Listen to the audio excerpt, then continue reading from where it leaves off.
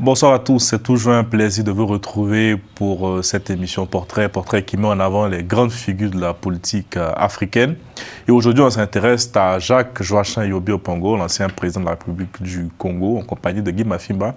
Guy Mafimba, c'est une émission très particulière, enfin comme toutes les autres qu'on vient de réaliser, mais celle-là, un peu plus, parce que vous le connaissez personnellement. Donc c'est la première fois que vous allez nous raconter l'histoire d'une personne que vous avez, je dirais, côtoyée dans votre propre chair. Oui, je ne remercierai jamais assez votre rédaction et toi-même de me permettre à ce que je puisse évoquer cet homme que j'ai côtoyé, qui est presque un père, un mentor politique. C'est lui qui m'a mis le pied dans l'étrier. Et pendant 20 ans, je l'ai accompagné. Un soldat, qui dit soldat, c'est-à-dire qu'il m'a inculqué les valeurs de l'ordre, de la discipline et du mérite. J'ai côtoyé un homme politique pendant 20 ans qui m'a aussi inculqué les valeurs du pardon, du dialogue et de l'amour du débat contradictoire. Lui, il appelait ça les conflits d'incertitude. Et après, l'homme, le dernier que j'ai côtoyé, c'est l'homme qui, à la fin de sa vie, j'ai compris une chose, c'était un homme incompris et qui a fait amende honorable sur ses échecs en tant qu'homme et un homme politique et de ce qu'il pense n'a pas réussi à achever et que modestement, je me considère comme le testamentaire politique de Yobi Opango. Et j'espère. Vous êtes nombreux, j'ai l'impression. Pardon? Vous êtes nombreux. Il y a son fils aussi. Hein? Oui, ils sont le parti. Mais je pense qu'on peut être complémentaires. Oui. Mais le fils, il sait que l'intime de son père, c'est Guy Magloire Mamoto. Voilà. Qui était Yobi Opango? Jacques-Joachim Yobi Opango. Yobi Opango, c'est d'abord un soldat qui a connu toutes les fonctions. On a parlé de président Albert Fider Yulu. Oui. Il était d'abord le l'adjoint du patron de la première compagnie congolaise de sortir des indépendances. Il était l'adjoint. Après, il a pris la tête de la première compagnie. Cet homme, sous Massamba Deba, est le chef d'état-major particulier du président Massamba Deba. Après, il est devenu attaché militaire en Russie. Il revient, il devient le chef d'état-major du président Marien Ngouabi. Il a fait échec, on en a parlé la dernière fois, de 2 ou 3 coups d'État. Après, il devient inspecteur des armées, toujours le soldat. Après, il devient ministre de la Défense, chef de l'État, Premier ministre. Il a connu toutes les fonctions militaires et civiles et politiques. Et cet homme aussi, c'est une indiscrétion, c'était un grand sportif. Il a été le président du comité olympique congolais pendant pratiquement plusieurs années. Ça se voit vu son gabarit. Et grâce à lui, enfin, il a contribué à ce que le Congo a gagné la Coupe d'Afrique des Nations en 72, la Coupe d'Afrique des clubs champions en 74 et pas mal comment on dit ça, de compétitions sportives. Et enfin, l'homme culturel. C'était un homme, un bon vivant, un homme d'une fraternité, d'une générosité, alors qu'il était craint, le premier officier général du Congo-Brazzaville, le premier colonel de l'armée congolaise. Mais c'est un homme, lorsque vous êtes dans son intimité, vous êtes surpris de faire la connaissance d'un homme, d'abord pétri de culture, sans fausse modestie, intelligent, toujours en avance, et d'une fraternité. Vous pouvez rester à table pendant 4-5 heures pour papoter de tout et de rien. Et on a trouvé une archive, je ne sais pas si on pourra le mettre à l'antenne, mais on a vu qu'il était envoyé à Moscou en tant qu'attaché militaire. Attaché militaire, je le disais tout à l'heure, sous Massamba Deba. Et il garde un mauvais souvenir parce que quand Massamba Deba arrive aux affaires, il est attaché militaire nommé par Massamba Deba par son expertise. C'est pas parce qu'il était du même coin ethnique que Massamba Deba. Mais le tribalisme malheureusement dans notre pays a commencé un peu plus tôt. C'est sa mise officier, alors qu'ils n'étaient pas nombreux. on trouvait que ce monsieur, bon, il fallait l'envoyer attaché militaire à Moscou. Mais ce qui est intéressant à dire, c'est que lorsqu'il revient, la conscience politique historique, il commence à se la forger les consciences à Moscou. Pourquoi? Parce qu'il va à Moscou, Union soviétique, un pays communiste, un pays avant-gardiste en matière de révolution et autres. Ngouabi prend le pouvoir. Le commandant Marien Ngouabi prend le pouvoir en 68, il le fait venir. Lorsqu'il revient au Congo, à la République du Congo, il se rend compte que entre la théorie et l'action, c'est pas la même chose. Parce que lui, en tant qu'attaché militaire, il constate qu'en Union soviétique, les oligarques prenaient du champagne et autres, alors que chez nous, lorsqu'il arrive, nous étions tous des révolutionnaires, il fallait s'habiller au col Mao, il fallait pas... comment on dit, la religion était l'opium du peuple, et c'est de là qu'il se forge une conscience politique au sein du PCT et on le considère comme un homme plutôt libéral, un homme plutôt de droite qu'un homme de gauche. Parce que monsieur se disait, mais entre ce que vous êtes en train de faire là et ce que j'ai vu là-bas en Union soviétique, ça n'a rien à voir. C'est bien de préciser pour nous.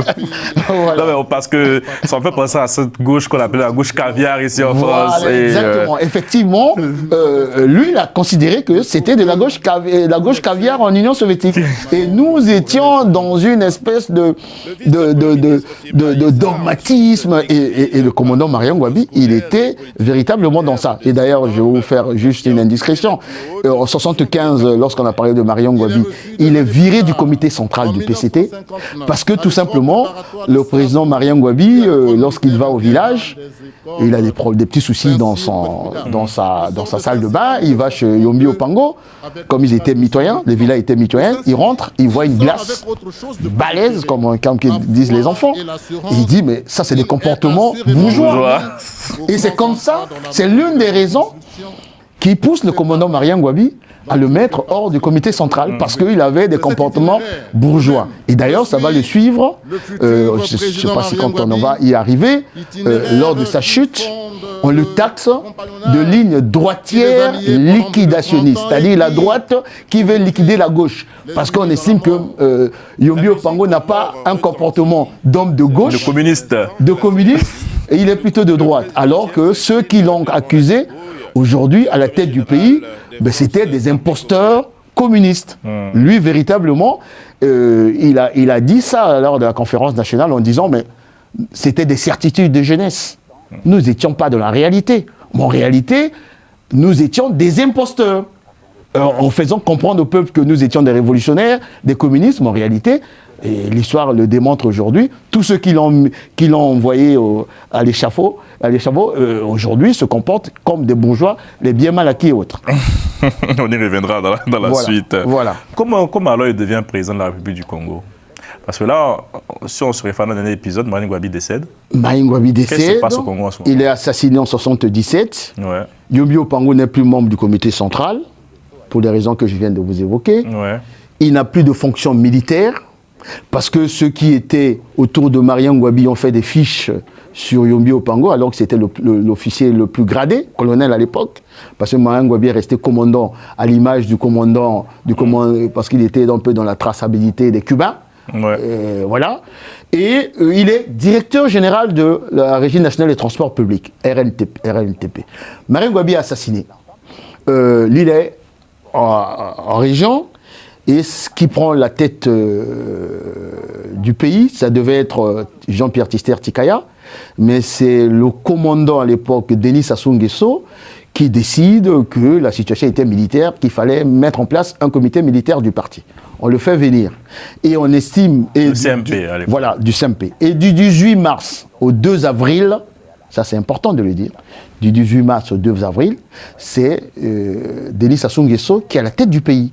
Lui n'est qu'un simple membre du comité central, du comité militaire du parti, et donc les coups révolutionnaires où on exécute les gens, il est quasiment, voilà, il est presque inactif.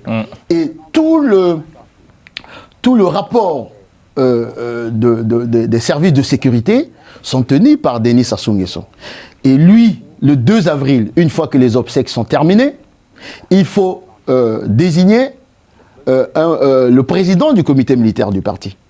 Et dans une espèce de consensus, je te dirais, je ne sais pas véritablement qu'est-ce qui s'est passé, mais il y a une espèce de consensus, si on dit, il faut mettre à la tête du comité militaire du parti le plus gradé parmi nous, qui est Yombi Opango. Et mieux, je suis déjà adolescent, la situation est tendue. On vient d'assassiner un chef d'État, Ngouabi, oui. On vient d'assassiner un ancien chef d'État, Massamba Deba, on vient d'assassiner le cardinal, la situation est tendue, on n'est pas loin de la guerre civile. Il fallait cette fois-ci un homme qui puisse dire stop. Pourquoi tous ces assassinats? Pourquoi ces deux personnalités? Rapidement, Guy Mafimba. L'assassinat du cardinal et l'assassinat de Massamba Deba, on lui a collé à Massamba Deba d'être impliqué dans l'assassinat de Mariam Ngouabi. Ce qui est faux avec le temps. Il y a une lettre qu'il lui avait envoyée. Voilà, ce qui est faux. Il fallait trouver des boucs émissaires à l'assassinat de Mariam Ngouabi. Et le commandant, le président Massamba Deba est assassiné. Je vous ai dit, jusqu'alors, il n'a pas de sépulture. Et c'est cette fameuse cour révolutionnaire qui se réunit nuitamment, qui décide de ce qu'on va faire passer au petit matin. Quant au cardinal Émile Biaïnda, ceux qui tenaient le pouvoir à cette époque, je vous ai dit, c'est le président Denis Sassou Nguesso et ses amis, ont fait comprendre aux parents du président Mariam Ngouabi que notre commandant en chef était un homme mystique, je vous le disais tout à l'heure, et que c'est le cardinal Émile Biaïnda que Mariam Ngouabi avait reçu quelques heures avant, qui est venu lui enlever ses mystiques. Donc c'est lui aussi qui serait impliqué. C'est comme ça qu'on va enlever le cardinal et qu'on va faire assassiner au nord de la partie nord de Brazzaville. Voilà comment on rentre dans une tragédie, mais incommensurable. Tu es quand même un prélat, un ancien chef d'État. Un prélat, un ancien chef d'État. La tension était à son moment. La tension était au maximum. Moi, je peux vous dire que je suis à Poto-Poto. Les parents de Mariam Ngouabi, parce que ça a pris une connotation ethnique, ont commencé à accuser les Bakongo, comme qui dirait, la partie sud du pays, d'autant plus que la femme du président Mariam Ngouabi est du sud, Madame Céline Ngouabi, qu'elle était en complicité pour faire assassiner leur fils. Et donc, c'est eux qui sont responsables. Il fallait, cette fois-ci, pour éviter la guerre civile, je pense que ceux qui avaient les tenants du pouvoir ont dit un homme craint, et parce que c'était un des officiers les plus craints de l'armée, dans l'ordre et la discipline, il le fallait à la tête du pays. Et c'est comme ça que lui, quand il est arrivé, il a fait arrêter toutes les manifestations, toutes les marches qui indexaient une partie de la communauté congolaise. Pardon? Facilement? Je peux vous dire que c'était un homme craint et respecté au sein de l'armée. Et lorsqu'il tenait un discours à travers les ondes de la radio, tu avais l'impression que le transistor tremblait. Parce que le climat que vous nous décrivez, j'avoue que même De Gaulle aurait eu un peu de mal quand même. Avec beaucoup de modestie. Vous savez, à l'époque, nous sommes dans le contexte du parti unique. Donc il suffit de mettre des militaires, comme il était très respecté au sein de l'armée, dans les 4 coins de la ville capitale, un peu partout, et tenir un discours martial. Et il avait véritablement l'ADN pour ça, pour calmer toutes les ardeurs. Et comme on avait promis un procès, bon, bien entendu, ça a commencé à calmer un peu les ardeurs lors de cette... Donc il arrive au pouvoir via ce processus, mais ce passage est assez bref. Je peux vous expliquer pourquoi. 2 ans. Parce qu'il arrive comme par effraction, parce qu'il n'est pas membre du comité central, et lorsqu'il arrive... Il va tenter d'endiguer la crise économique qui a commencé sous Mariam Ngouabi.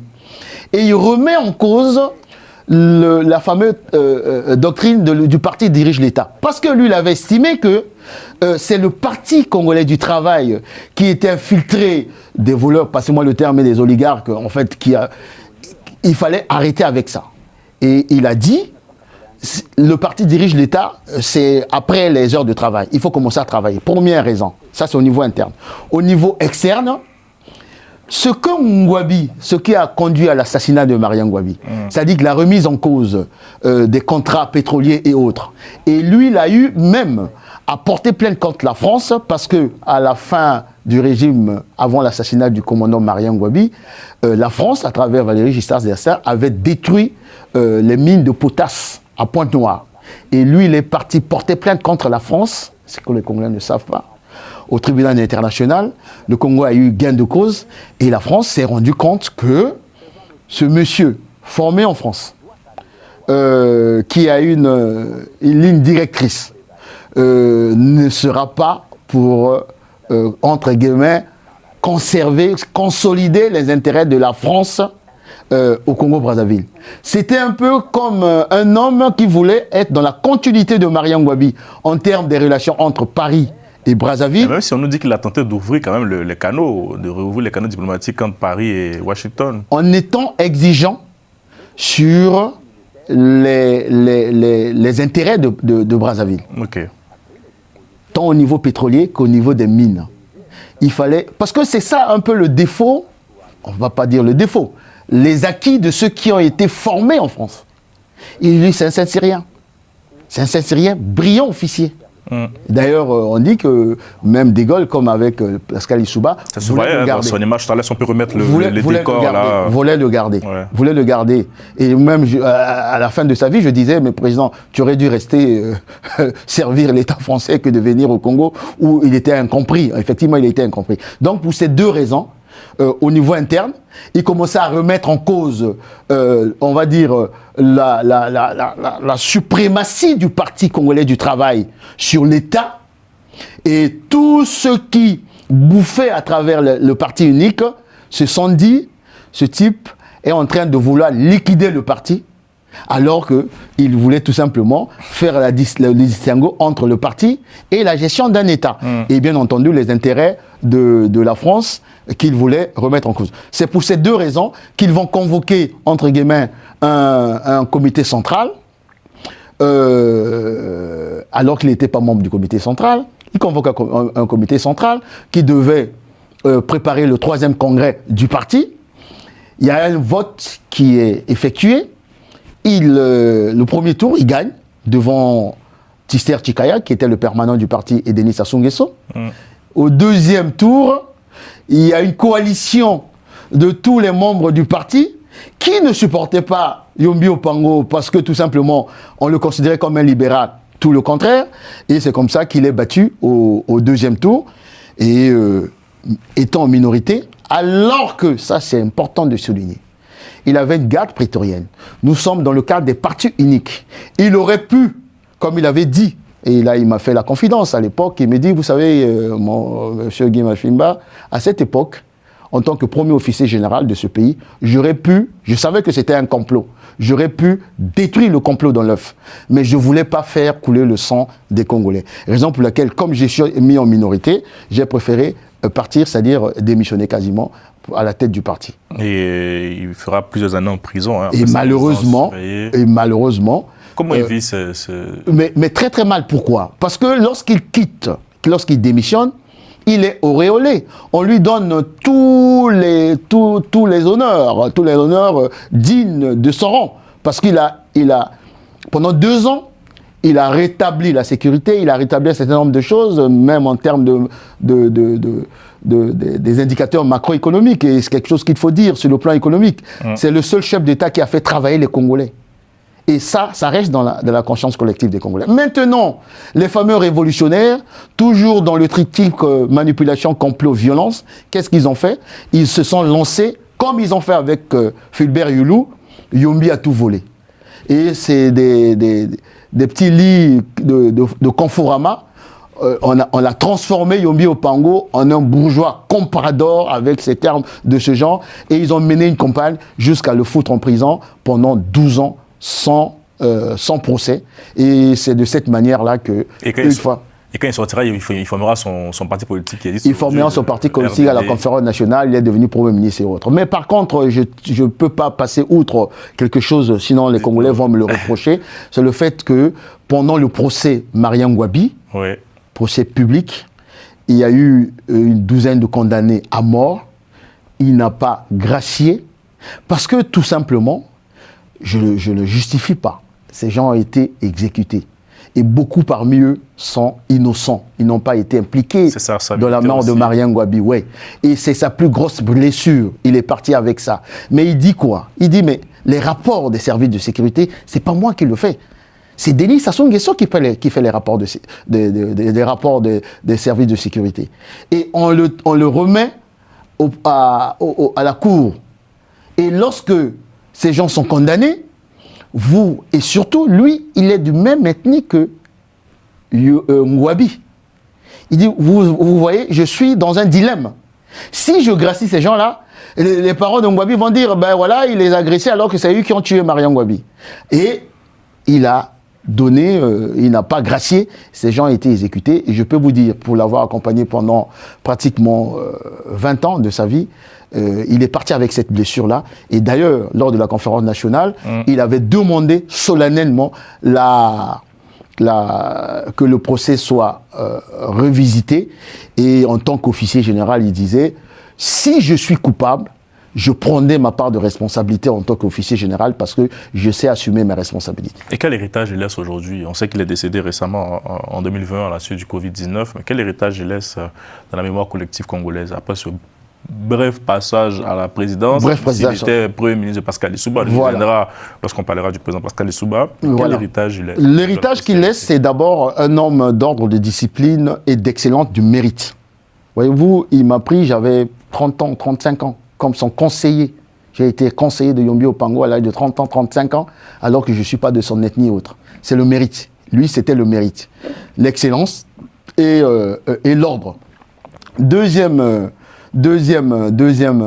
héritage qu'il peut laisser aux Congolais, c'est le fait d'avoir été un homme du dialogue.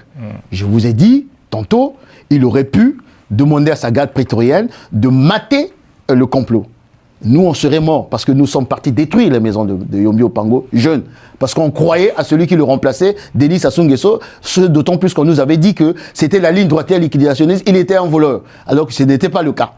Et il nous a épargné la vie. Moi qui vous parle aujourd'hui, je serais peut-être mort parce que nous sommes partis détruire les biens de Yombi Opango. Et troisième héritage, c'est le parti qu'il a laissé. C'est pas même pas le parti, c'est l'âme et l'esprit de Yombi Opango.